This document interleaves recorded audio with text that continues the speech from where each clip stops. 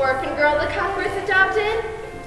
We passed her on the way to church. Mrs. Lynn says she has a terrible temper. I hear she talks a lot. Jerry Blewett, the Cuthbert's new hired hand, said he saw her talking to trees and flowers like some crazy girl. When we passed her, she was picking flowers and putting them in her hat. But I think she ought to be putting something on her sleeves, like puffs. You should see the dress she's wearing. It's so unfashionable. You're just looking at the outside things. She may be very nice inside. Girls, may we please come to order? We have only a few minutes before church because of the guest minister who will be speaking today. Now, if you'll open your quarterlies. Hello, you're late. I'm dreadfully sorry. I was waiting for Marilla, but she had a bad headache and couldn't come, so I had to find the way to church myself. Dallying all the while, I see, by picking flowers. Yes, roses and buttercups, aren't they lovely? Although pink and yellow aren't becoming to me, I know.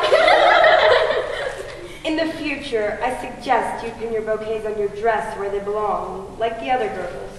What's the difference where they're worn as long as they're worn? I'm sorry, just sit down.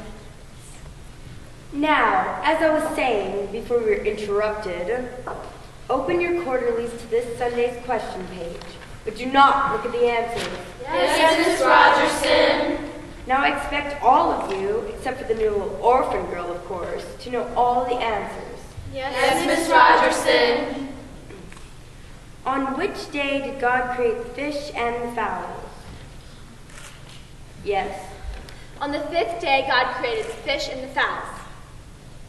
That's correct. Where was Cain sent after he had slain his brother Abel? Yes. Cain was banished into the land of Nod, to the east of the Garden of Eden. That's right. What punishment did God visit on the evil serpent? All right, you again. The evil serpent was made to crawl on his belly and eat dust all the days of his life. She doesn't even have a quarterly. Child, how long have you been studying the Bible? A week. Marilla's been teaching me. You must be a fast learner. Marilla's a fast teacher.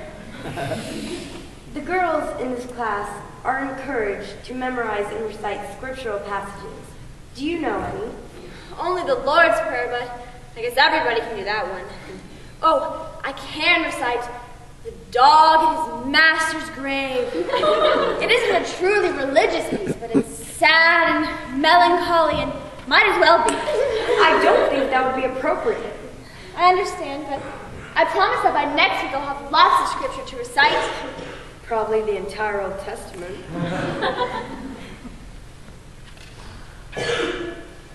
Time for church. Oh, one final item. In 2 weeks, there will be a Sunday school picnic in Mr. Harmon Andrews' field. And if you promise to know the answers to next Sunday's questions, as well as our little orphan girl knew them today, I think I can persuade Mrs. Bell and Mrs. Lynn to make ice cream.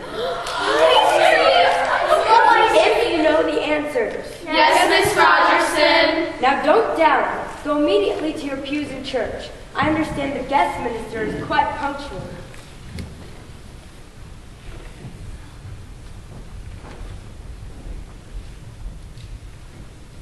You're going to be late for church. Ice cream. Never tasted ice cream before. Oh, you will at the picnic. It's going to be near the pond where I live. Oh yes, the lake of shining waters. Lake of Shining Waters. I like to give fancy names to things. You must be Diana Barry. I am? Marilla said you were pretty, but you're actually beautiful. Oh. You are honest. Oh, my name is Anne Shirley, spelled with an E. I'd rather be called Cordelia, but Marilla says that would just confuse everybody. Well, I'm pleased to meet you, Anne. Oh, likewise, I'm sure. We live very near each other. I'm at Green Gables. I know. It'll be nice to have someone to play with. No other girls live near me, and my sister Minnie May is too little. Then it's settled. What's settled? We can be bosom friends. I suppose so. Will you swear to be my bosom friend forever and ever? Oh, it's dreadfully wicked to swear.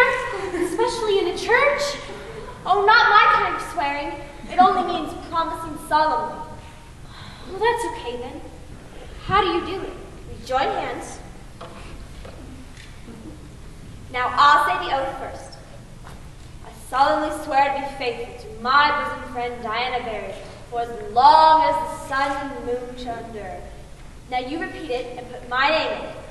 I solemnly swear to be faithful to my bosom friend, Anne Shirley, for as long as the sun and the moon shall endure. I heard you were a strange girl, Anne Shirley, but I think I'm gonna like you real well. Girls, time for church. Stop dallying. Oh, we weren't dallying, Miss Rogerson. We were only swearing.